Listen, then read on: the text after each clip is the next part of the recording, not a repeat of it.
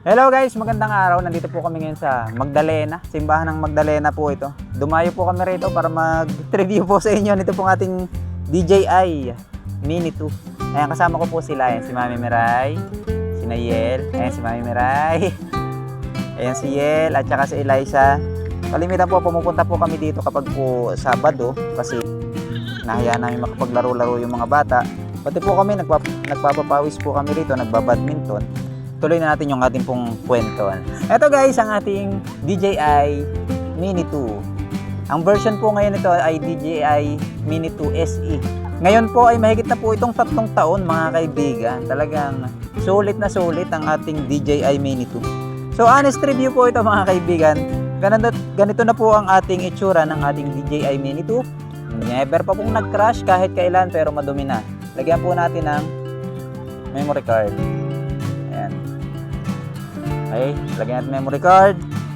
Lagyan natin ng battery. At ito ang ating honest review after 3 years. Ayan. Ayan.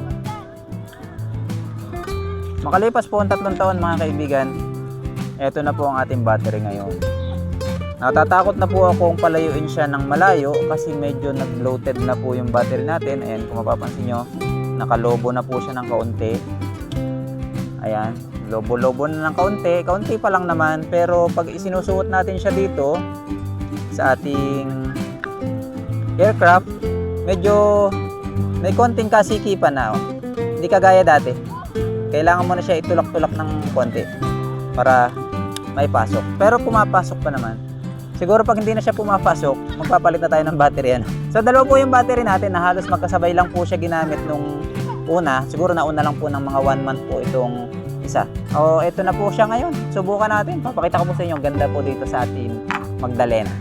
So ikabit na natin yung joystick niya mga kaibigan. Yung ating cellphone simula po nung bago, yung ating drone, edi yun pa rin po ang ating cellphone hanggang ngayon. Hindi na nakapag-upgrade kahit kailan. Nagana pa naman, hindi pwede pa yan. So saksak natin. Yan. Kuhain natin ang ating remote control. Yan. Tingnan natin kung mapapalipad pa yung ating drone na lumang-luma na, pero sulit na sulit. Ito yung drone natin. Buhayin na rin natin yung drone. Isang short at isang long press. Okay, yan. Full charge.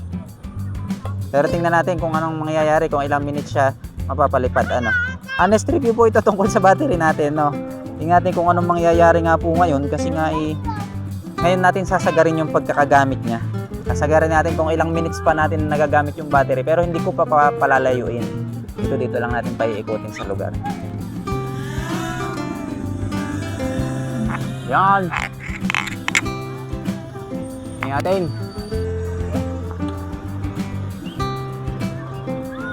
Sana tumagal pa yung ating battery. Okay, start recording ko na. Kuha na natin ang maganda itong ating simbahan. Medyo malakas yung hangin. Syempre, mas mabilis malobat pag mas malakas yung hangin.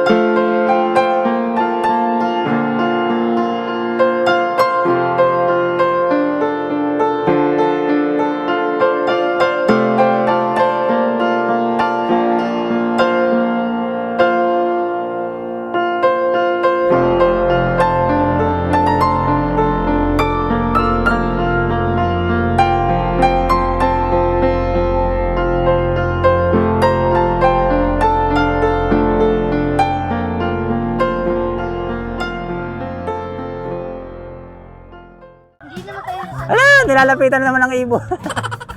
Laging favorite ng ibon talaga yan eh. Ala!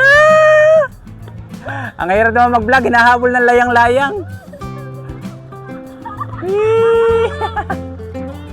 Hello, may magsha-shoutout daw itong ating mga kaibigan dito sa Magdalena. Shoutout nga pala kay James Reynal. Yeah. Shoutout po. Harap doon sa camera, harap doon. Shoutout po kay Andre De Leon. Yeah. At shoutout po kay Kay. kay Mr. Pogi at kay sa tatay ko, Yeah. Ano pangalan tatay? Randy De Leon. Yun. Shoutout po, tatay. Pipicture tayo dito. Ako, binabato ng bata. Ano ito? Punta ka dito. Dali, pipicture, dali. Game. Hey. Paano ba ang Paano yan? Hey, 1, 2, 3. So yun guys, meron na lang tayong 20%. Nagwa-warning na yung ating low battery na daw. So, hintayin lang natin, no? Hindi na natin masyadong palalayuin. Hintayin na lang natin kung makakailang minutes pa siya bago siya malobat. So, ayun guys, 9% na lang. Baba na natin.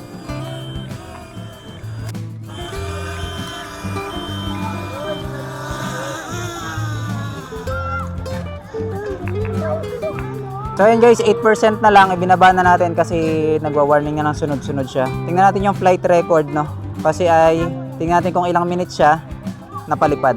So ayun guys, ito yung huling palipad natin ngayon, October 5. Tama ba? October 5? October 5, naka 23 minutes pa rin tayo doon sa ating battery na bloated. Ayan, nakasulat. 23 minutes. Hindi naman natin siya masyadong pinalayo kasi nga sinusubukan pa lang natin. So, okay pa rin naman kahit medyo bloated na yung battery natin. Okay pa din, kaya lang na medyo nakakatakot ng palayuin. So, pag nagka-budget, bilhin na lang tayo ng bago ulit. So, hanggang dito na lang sa ating update ng ating DJI Mini 2. Please don't forget to like and subscribe! Bye-bye!